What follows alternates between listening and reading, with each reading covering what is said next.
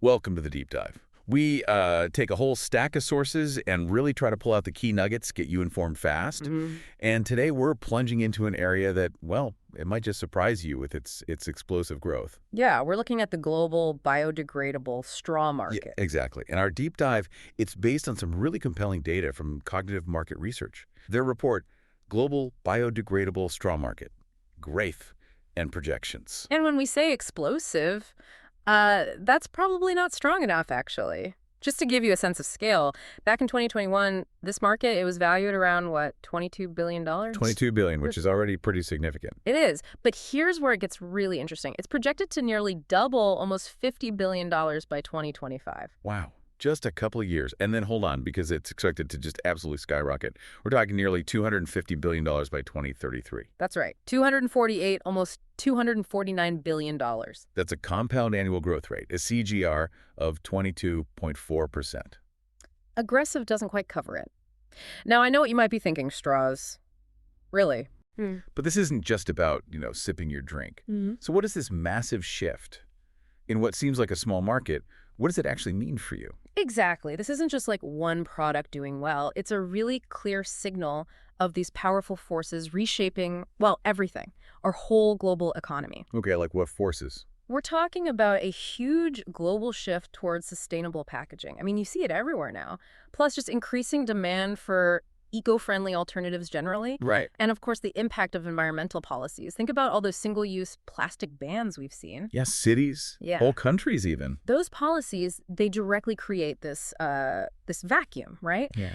And biodegradable alternatives like these straws, they rush to fill it. When we talk sustainable packaging, it's the whole life cycle, how it's made, how it breaks down its whole footprint versus plastic. Gotcha. So yeah, we're going to unpack these trends region by region, help you understand not just the numbers, but the really big implications. How we consume, innovate, live. Okay, let's do it. Let's unpack this, maybe starting with North America. It plays a pretty substantial role here. It really does. The market value there was around, what, $4.4 billion in 2021? Yeah. And projected to soar to nearly $48 billion by 2033, still keeping that strong CAGR over 22%. So what's driving that momentum? Well, within North America, no surprise, the United States is the clear market leader. It takes the biggest slice of that revenue. But what's really striking is how consistently Canada and Mexico are also seeing really aggressive growth rates. It signals this is a broader continent-wide shift. Okay, any specifics? Sure. So Canada, for instance, projected to grow from like under $500 million in 2021 to well over $5.5 billion by 2033. That's a CAGR over 23%. Wow. And Mexico is right there with them. Set to hit around $4.6 billion by 2033, growing at nearly 23% CAGR too. So it's not just one country pushing? Not at all. It reflects, growing consumer awareness and those regulatory pressures right across the board. Okay. It's interesting to see how that plays out across the Atlantic then. Europe's often seen as a leader on environmental policy. How does their biodegradable straw market look? Yeah, Europe's market reflects that leadership. It was valued at over $5.6 billion back in 2021. Okay. And it's set to reach a really impressive $62 billion by 2033. The CAGR is just over 22%, so very much in line. Still very strong. Very. And what's fascinating here, it's not just the usual big economies driving it. I mean, yes, Germany, the UK, France, they're major contributors. Germany alone is projected to go over $15 billion by 2033. $15 billion from Germany. Right. But the rest of Europe segment, that actually saw the highest CAGR, almost 26%. Really? So smaller countries are jumping in aggressively too. Exactly. It really speaks to this continent-wide commitment, often amplified by things like the EU's directives on single-use plastics, that's clearly pushed manufacturers and consumers towards these compostable alternatives. Incredible. Okay, so strong growth in the West, North America, Europe. Is the story similar in the East? Let's talk Asia-Pacific. You mentioned it led global growth in 2021. Absolutely. Asia-Pacific is, well, it's the real powerhouse in this market, no question. Okay. Started with revenues over $7.7 billion in 2021, projected to reach a stunning $86 billion by 2033, also maintaining that strong CAGR around 22.3%. $86 billion. What's driving that leadership? It's really driven by some major economic powerhouses, plus rapid urbanization in the region. China, for instance, huge growth from over $2.6 billion in 2021 to a staggering $28.5 billion forecast for 2033. $28 billion from China alone. Yeah. Japan also shows a really significant jump, but India really stands out. It has the highest TAGR in the region, over 23%. Higher than China's. The growth rate, yeah. Climbing from under $1 billion in 2021 to over $9 billion by 2033. Wow. It just highlights this dynamic mix, a growing middle class, more environmental awareness, plus those evolving regulations across a really diverse and, populous region. That's quite a surge. And you said it's not just those three, right? We're seeing strong adoption elsewhere, too. Oh, yeah. South Korea, Australia, Singapore, Taiwan. They're all recording strong TGRs, too, mostly between, say, 21% and 22.5%. It's really broad integration of these sustainable practices. It really is region-wide, then. Okay, let's shift focus again. South America, another market that seems to be emerging quickly. Indeed.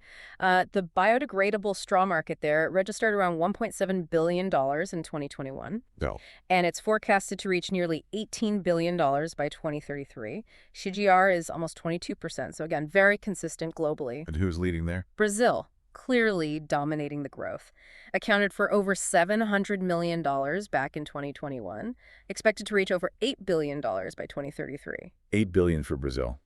But it's not just Brazil. No, definitely not. Other key contributors, Argentina, Colombia, Peru, Chile, they're also showing very healthy growth rates, mostly above 20% CJR. So it suggests, again, that regional push towards greener options as consumers and governments get more eco-conscious. Okay, let's zoom in on the Middle East next. You mentioned promising potential there, too. The Middle East is certainly on an upward track, accounted for about $1.5 billion in 2021. By 2033, projected to hit over $18.5 billion. And look at this, a particularly high CAGR, over 23%. Higher than the global average. Interesting. Any standouts? Yeah, what's interesting here is Saudi Arabia actually has the highest regional CAGR. Figure is expected to reach over $7.3 billion by 2033. Saudi Arabia leading the growth rate. The UAE and Qatar are also showing similar, really impressive growth rates, around 23% too. It seems to indicate growing awareness, yes, but also significant investment in sustainable solutions, often tied to those regional strategies to diversify away from oil and gas. Right, that makes sense. Okay, finally, we arrive at Africa. Now, it held the smallest market share in 2021, about $1 billion. Right. But it's expected to reach over $16 billion by 2033. And what's really striking here, you pointed this out, Africa boasts the highest regional CAGR, over 24%. It is quite something, over 24.3%. That's a powerful growth story. It really is. Who's leading that charge? South Africa and Nigeria, they're leading this trend with CAGRs above 24.5%. Nigeria is slightly higher, actually. Okay, so why? Why is Africa seeing such rapid adoption, the highest rate globally? Well, it's a good question. It could be a sort of leapfrog effect, where newer economies might be skipping some older, less sustainable infrastructure or habits. And going straight to the newer, eco-friendly stuff. Potentially. Or maybe a greater emphasis on local, sustainable solutions because of, say, import challenges or costs. It's likely a mix of factors. Whatever the reason, it's fascinating. What these widespread, really aggressive growth figures across every single region mean, well, it seems profound for the broader economy and, our daily lives. It really is profound. Exactly. Right? Yeah. So why should you, the listener, care about biodegradable straws? It's clearly not just about the straws themselves. This deep dive into the numbers, it reveals this much bigger picture, right? Global sustainability efforts, relentless innovation, shifting consumer demands. It just shows how quickly markets can pivot when they're driven by environmental consciousness and policy, turning a seemingly niche product into this massive multi-billion-dollar industry. So to recap that, so what? The biodegradable straw market isn't just, doing okay. It's surging across every single region we looked at. Everywhere. Those aggressive KGR figures, the skyrocketing revenue projections, they clearly reflect that growing demand for sustainable alternatives.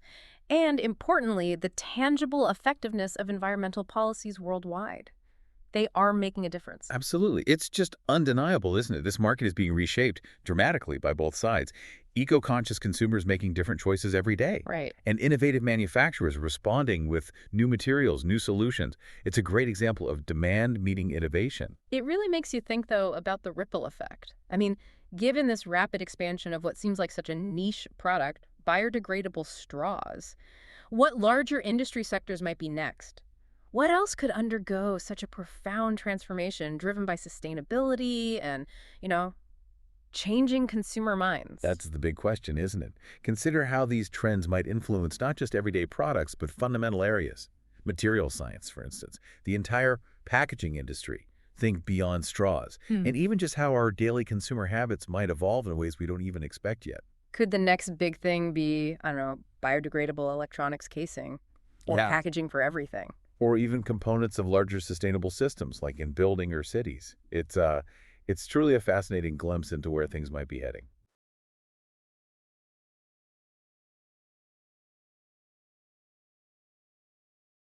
Welcome to the deep dive. If you're anything like us, you've probably noticed this quiet, but actually pretty significant shift happening around you. Remember just, a few years ago?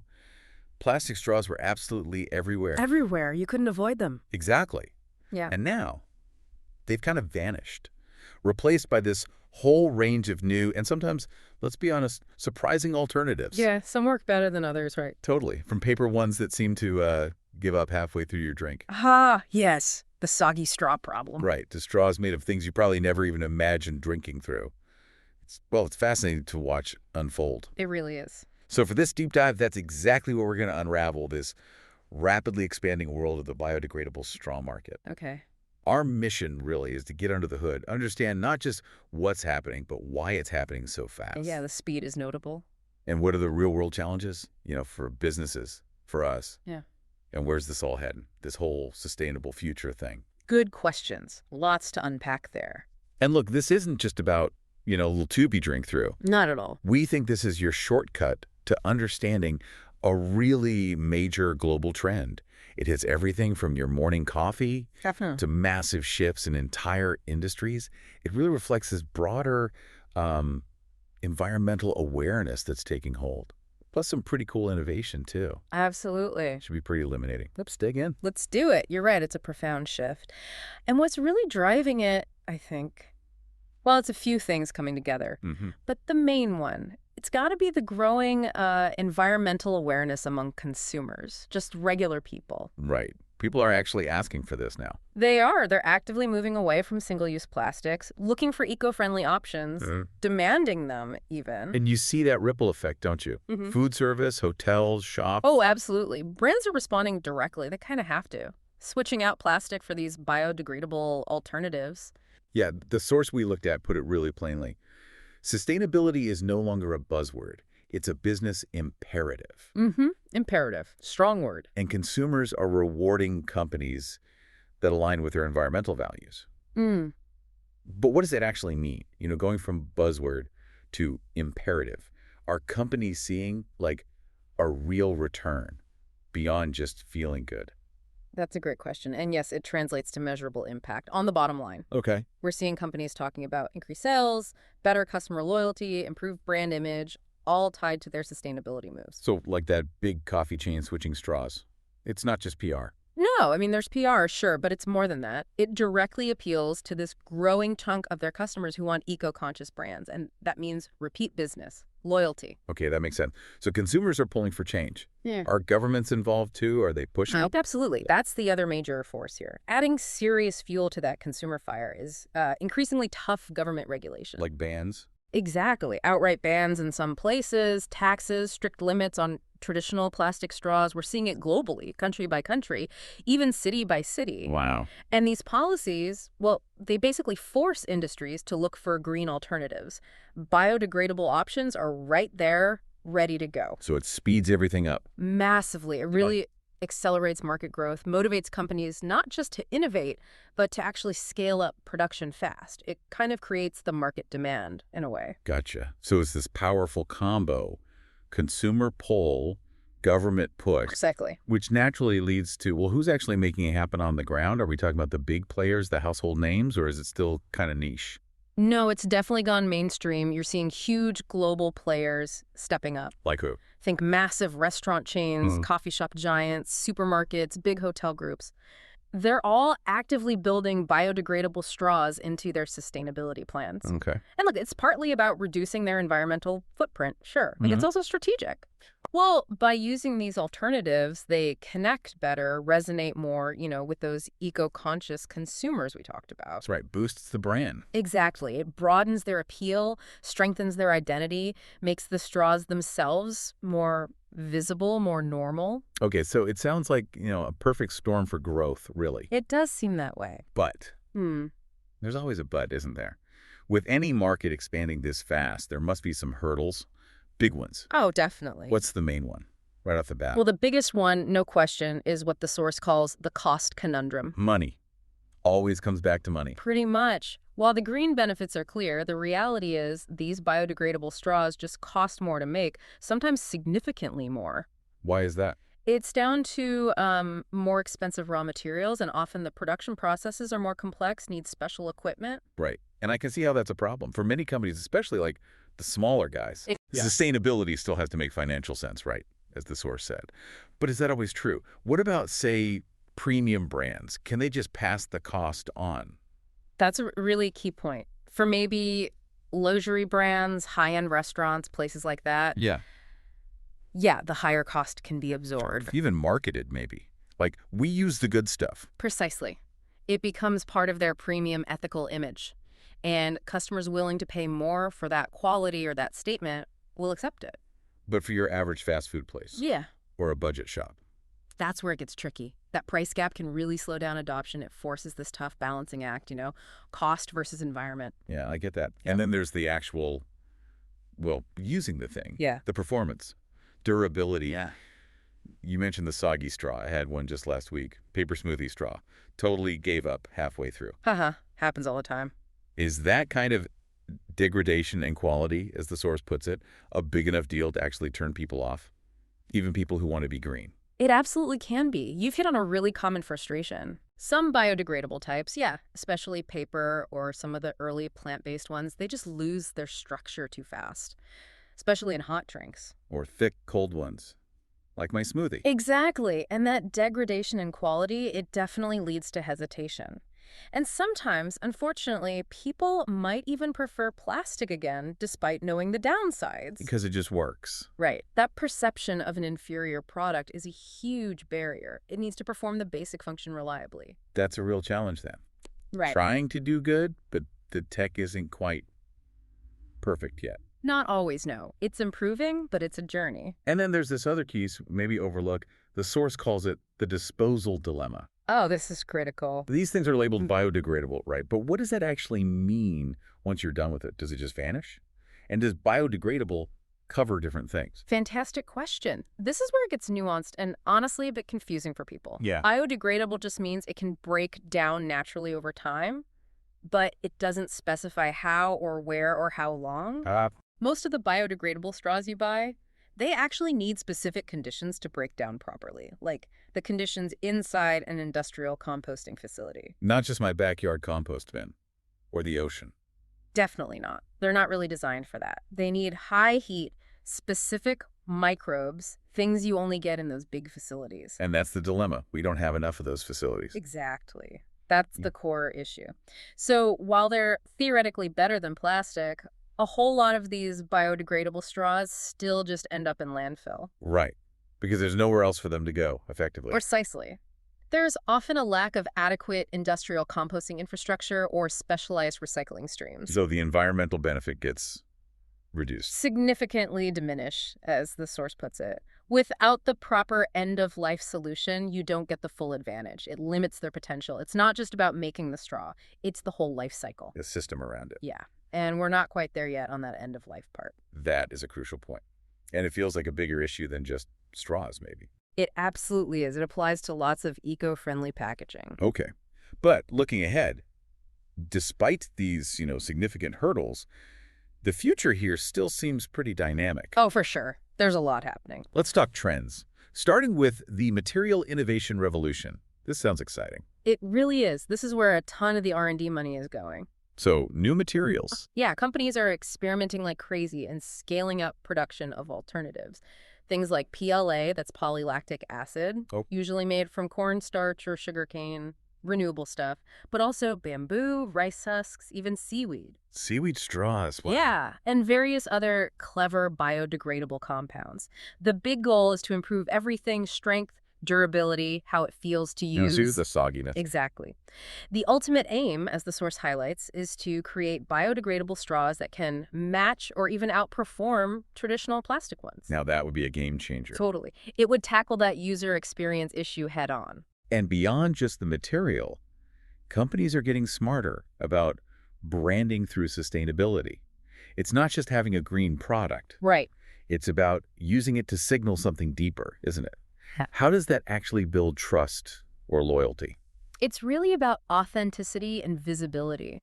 A lot of companies are using these straws not just as, functional items, but as powerful symbols, tangible proof of their environmental commitment. Like a little green flag. Kind of. You see it in their packaging, maybe, getting green certifications, weaving it into their ads and their whole brand story. Okay. When you, as a consumer, see a company making these visible efforts, it sends a message. We care about the same things you do. Creates connection. Exactly. And in a crowded market, this kind of sustainability-first approach, it helps companies build trust, increase loyalty, and stand out. Makes them look better than competitors who maybe aren't doing as much. That's just smart business, really. Yeah. Linking the green action to brand value. And finally, there's this trend of expanding horizons, taking these efforts into emerging markets. That feels really important. It's hugely significant for future growth, yeah. Yeah. As global awareness about climate change keeps rising and cities grow rapidly in developing regions, the demand for sustainable options is shooting up there too. Maybe historically, cost was the absolute #1 factor in those markets. Right. But now, brands are specifically targeting these regions with solutions that are both affordable and biodegradable, maybe even locally sourced or adapted. So it meets both needs, the environmental awareness and the economic reality. That's the idea, making sustainability more accessible for more people around the world. Okay, so wrapping this up then, what does this all mean for us?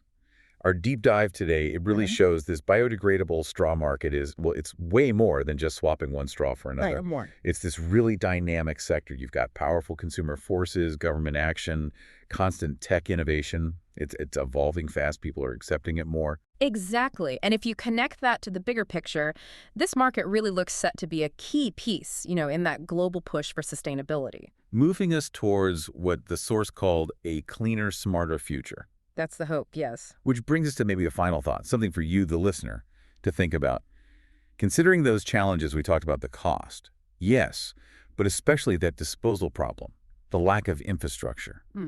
The systemic issue. How might we need to evolve, us consumers, maybe policymakers too?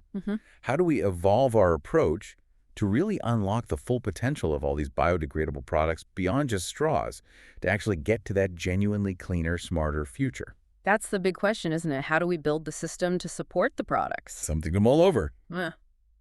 Until our next deep dive.